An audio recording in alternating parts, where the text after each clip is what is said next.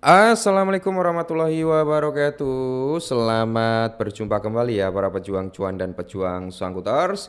Bagaimana nih keadaan kalian semua? Nah, semoga kalian dalam keadaan sehat semua dan saya doakan ya buat kalian jadi orang sukses semua. Amin, mantap ya.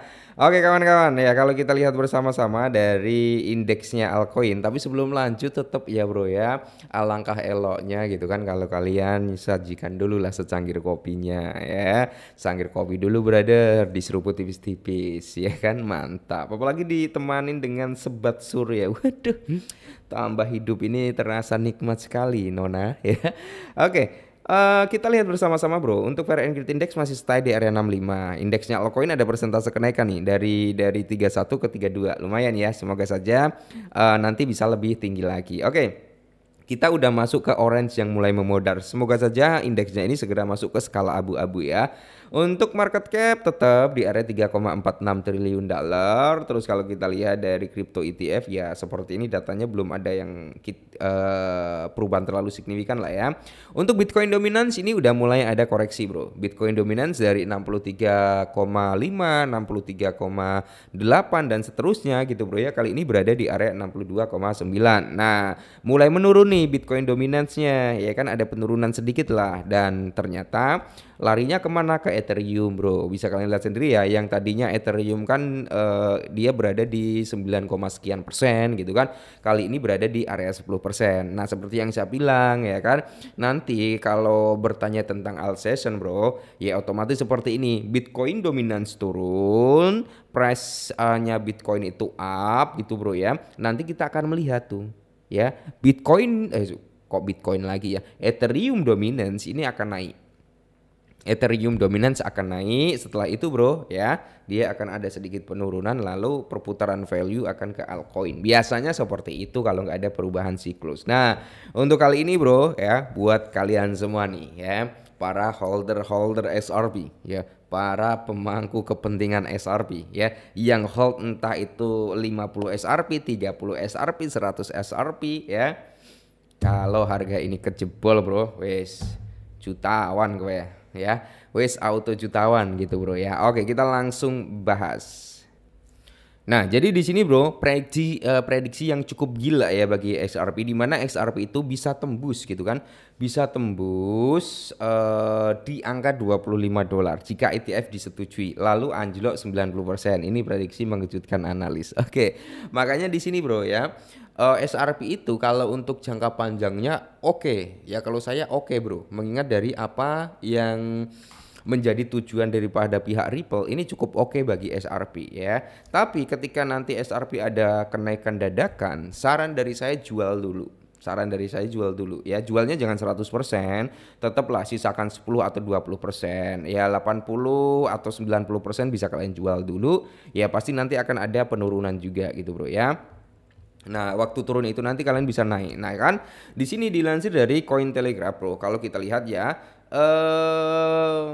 SRP itu berhasil pulih ya dari kerugian yang terjadi antara hari Rabu hingga hari Jumat. Dan kini bertahan ya di kisaran harga 2,26 gitu, Bro ya. Naik sekitar 9,7% lah dari titik terendahnya. Nah, para analis menyatakan bahwa altcoin ini berpotensi melonjak ke angka 2 digit seiring apa meningkatnya optimis terkait kemungkinan disetujuinya ETF. Nah, pada tahun 2025 gitu, Bro. Nah, peluang persetujuan ETF XRP itu melonjak 98%. Peluang Komisi Sekuritas dan Bursa Amerika Serikat itu menyetujui, ya kan, menyetujui Exchange Trade Fund atau ETF Spot XRP pada tahun 2025 melonjak hingga 98% pada hari Selasa menurut data dari Polymarket, Bro.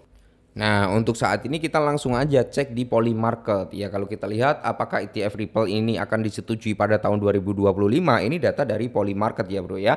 Jadi kalau kita lihat data daripada Polymarket ini menunjukkan sekitar 86% peluang approvement XRP ETF itu akan terjadi pada tahun 2025 gitu, Bro ya. Ini data yang dikeluarkan oleh Polymarket, ya kan. Dari kalau kita lihat pada tanggal 31 Juli ya, bentar ya bro, lagi loading. Nah, kalau untuk Juli itu sekitar 31% bro, tapi kalau di bulan Desember tadi ya, di bulan Desember itu sekitar 86%. Ya, jadi kemungkinan besar ETF SRP bisa ter-approvement di tahun ini gitu ya. Semoga saja bro ya, semoga saja kalau kita lihat data dari Poly marketnya. Jadi ya semoga saja bro ya. SRP bisa ter-approvement lah ya dalam ETF-nya di tahun ini. Amin, semoga saja. Nah, kalau ini kan 98% udah ada sedikit penurunan ya, Bro ya. Nah, ini diambil dalam 31 Desember. Kita tadi ngambil 31 Desember itu sekitar 86 ya, Bro ya kalau nggak salah, Bro. Nah, itu akan ter-approvement di tahun ini ya.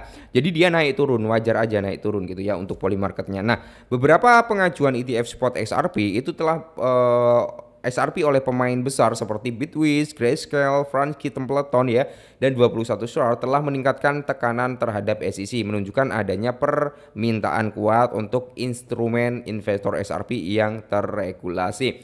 Dan kita belum bisa melihat ya bro ya, seperti apa itu namanya ya, BlackRock itu ngajuin ETF-nya XRP belum ya bro ya. Semoga saja dalam waktu dekat BlackRock juga bisa masuk gitu kan. Kalau BlackRock masuk berarti ya approvement daripada si XRP ini akan semakin kuat gitu ya.